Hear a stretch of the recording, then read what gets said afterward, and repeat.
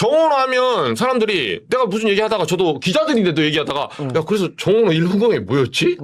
우리가 물음표가 있어요. 근데 우리가. 이게 이제 끝났으니까 말씀드리는데 개인적으로 만났던 정원호 후보랑 밥 먹으면서 1시간 동안 그냥 진짜 서울의 미래 얘기만 했는데 사람이 엄청 신나서 계속 떠들었어요. 진짜 일에 관심이 너무 많고 아이디어도 많고 열정이 있는 사람인데 뭐 그것도 물론 저는 후보 탓이에요. 캠프를 장악하지 못한 거. 근데 캠프에 현역 의원들이 너무 많았어요. 그죠?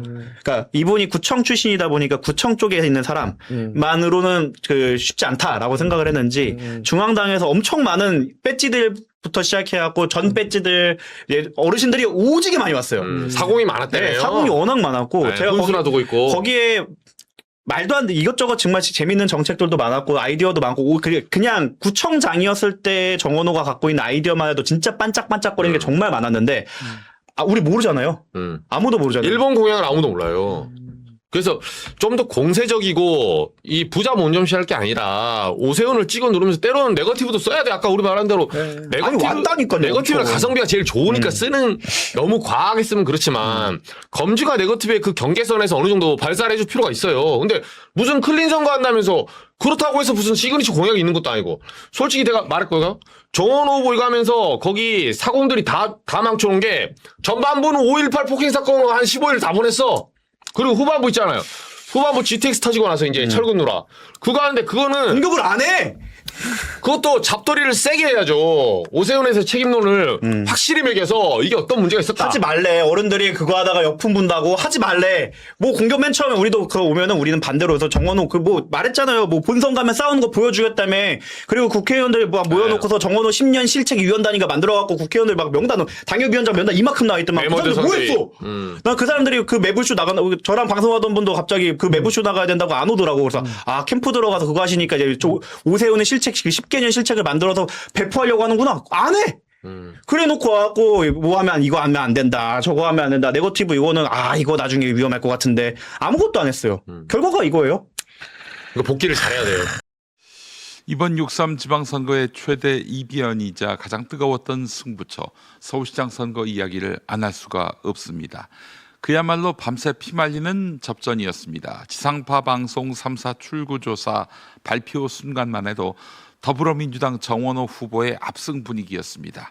51.4 대 46. 네, 5%포인트 넘는 격차로 정원호 후보가 앞서는 것으로 나타났고 실제로 새벽까지도 정원호 후보의 우위가 이어졌습니다.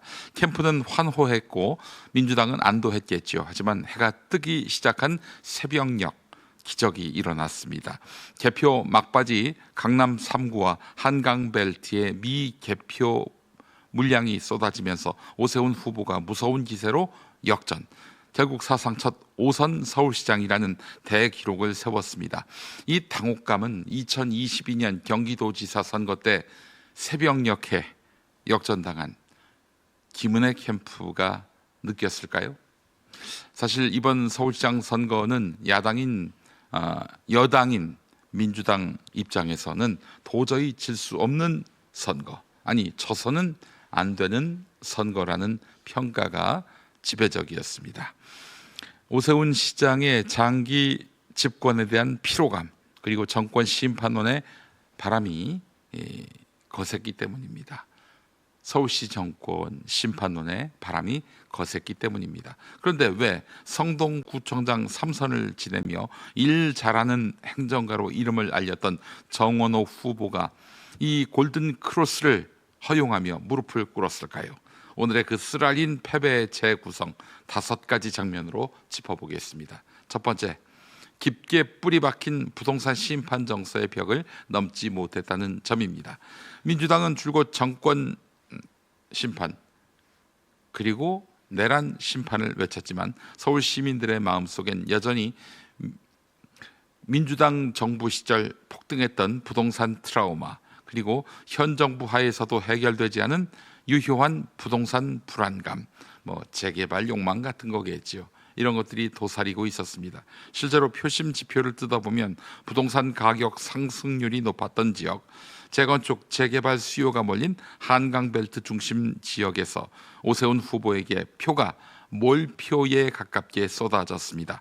오세훈 심판보다 민주당의 부동산 실정 심판이 더 강하게 작용한 것입니다. 둘째는 참신함도 도전 의식도 보이지 않았던 정원호 캠프의 무능입니다. 이번 정원호 캠프의 면면을 보면 과연 이기려고 모인 캠프인지 의구심이 듭니다. 현역 의원들이 중심으로 잡으면서 청년 세대에게 다가갈 참신함이나 치열한 도전 정신은 눈을 씻고 봐도 찾을 수 없었습니다. 당 내부에서조차 이건 선거 캠프가 아니라 운동권 경로당 아니냐라는 통렬한 비판이 나올 정도였습니다. 안일하게 기득권에 안주한 캠프가 변화를 갈망하는 서울 시민의 눈높이를 맞추지 못한 것입니다. 셋째, 시대의 변화를 읽지 못하고 무분별하게 수용한 이른바 페미니즘 정책의 역풍입니다. 정원호 후보는 2030 남성 세대의 강한 반발을 불러올 수 있는 여성특별시 같은 과거 회귀형 페미 정책을 여과 없이 수용했습니다. 그 결과는 출구조사 수치에서도 그대로 드러났지요. 2030 남성, 이른바 이대남의 무려 75% 안팎이 오세훈 후보에게 몰표를 던졌습니다. 인구의 절반인 청년 남성들을 적으로 돌아서게 만든 이 정체성 정치의 실패가 뼈아픈 간표 요인이 됐습니다. 이 당은 얼마나 더 당해야 페미가 선거에서는 독극물이란 점을 인정하게 될까요? 왜 그래요 도대체? 민주당 정치인들 왜 페미한테 항상 이런 식입니까? 왜 이렇게 우대해요? 왜 이렇게 특권을 줘요? 선거에서 매번 치면서 이거 돌대가리들 아닙니까 진짜? 몇 번을 더 당해야 정신을 차릴까요? 뜯어 말리는 사람도 없습니까? 넷째, 시민들의 가장 민감한 영린이라 할 수 있는 안전 문제에 대한 침묵입니다. 선거 기간 내내 서울 시민을 공포에 떨게 했던 순살 GTX 논란, 그리고 서소문 고가 참사 기억하시죠? 시민이 생명과 직결된 대형 악재들이 터져서 경악을 금치 못하고 있는데 정원호 후보 측에서는 시민들을 안심시키거나 대안을 제시하는 메시지가 거의 전무하다시피 했습니다. 아니 이걸 선거에 이용하지 말라라면서 입을 막기까지 했어요. 행정 전문가라는 타이틀이 무색해지는 순간이었습니다. 왜 그래야 했습니까? 뭐 지금 영상 보니까 운동권 원로들이 막았다는 거 아니에요. 이런 문제를 선거에 이용하면 안 된다고. 이 돌대가리들은 어디서 굴러들어온 돌대가리들입니까? 마지막 다섯 번째, 가장 결정적인 패착이라고 봅니다. 토론의 깊이였습니다. 체급이 낮은 도전자라면 구청장 출신이 서울시장 4선을 한 사람을 상대로 도전하는 것이라면 적극적으로 링 위에 올라서 현역 시장과 치열하게 맞붙었어야 했습니다. 그런데 오히려 정원호 후보가 토론을 기피하는 모습을 보였습니다. 유권자들의 눈에는 이 모습이 어떻게 비쳤을까요?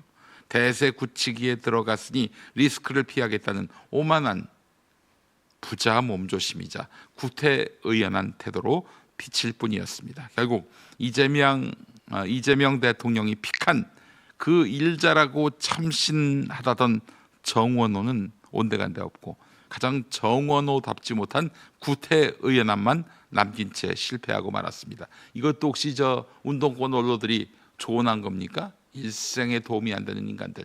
왜 이런 인간들을 다 그 캠프에 끌어안아가지고 스스로 빅엿을 먹습니까? 네, 참 이 이야기하면서도 제가 씁쓸한 이유는 뭐냐면은 결국 지니까 모든 책임을 후보가 다 뒤집어쓰게 되는 형국 때문입니다. 저도 그랬거든요. 패배의 1차적 책임은 오만한 선거를 치르는 와중에도 한 번도 제동을 걸지 않았던 후보 당사자에게 있습니다. 그러나 더 큰 책임은 수도 서울시장 선거를 치르면서 오직 후보 개인의 인지도와 개인기에만 의존한 채 아무런 전략도 대책도 없이 감나무 밑에서 감 떨어지기만 기다린 정청래의 무능에 있습니다. 자, 이번 패배 때문에 제가 참 눈물이 앞을 가리는 존재들이 있습니다. 바로 TBS 직원들입니다. 오세훈이 만든 이 TBS 사태, 임금 미지급 사태,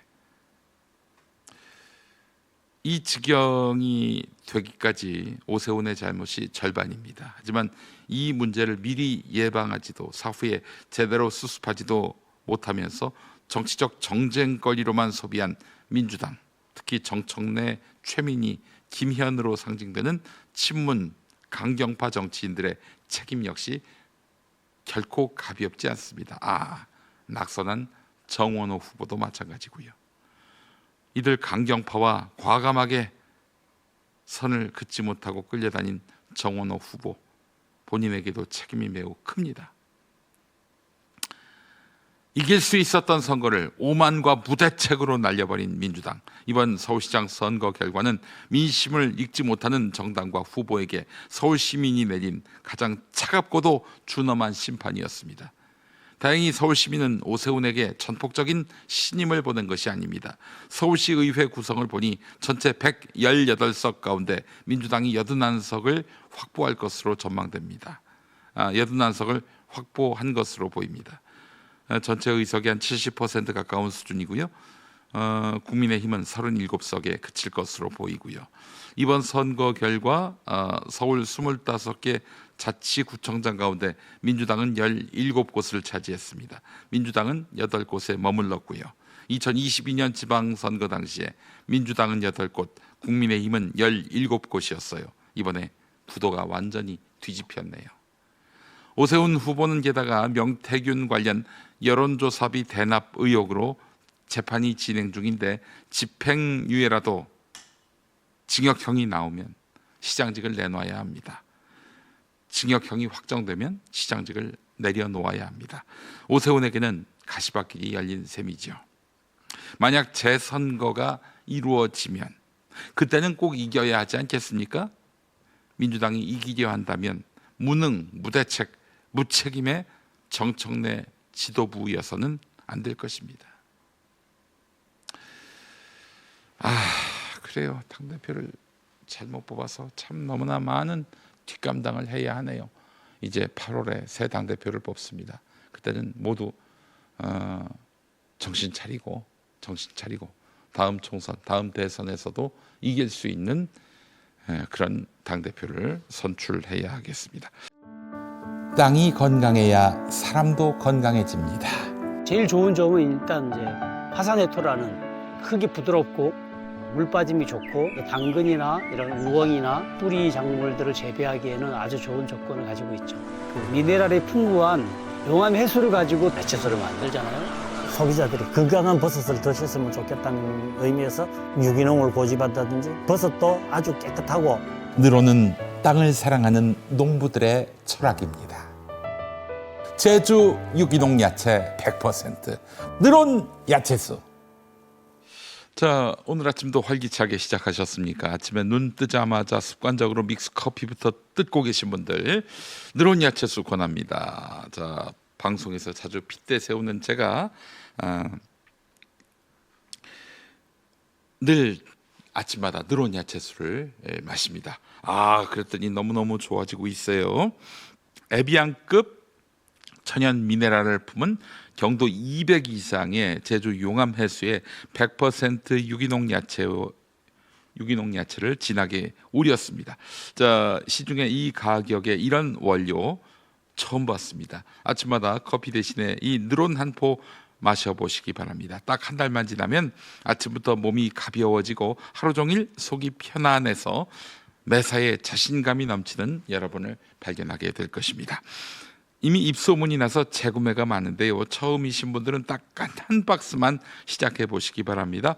하루 1,800원이면 속 편한 하루가 보장됩니다. 주문은 지금 바로 고정 댓글 링크나 전화 064-783-3690으로 편하게 연락해 주시기 바랍니다. 자, 다들 늘온 미리 챙겨 두셨다가 다음 방송 때 다 같이 시원하게 건배 한잔 하시죠. 자, 우리의 건강한 내일을 위해 건배!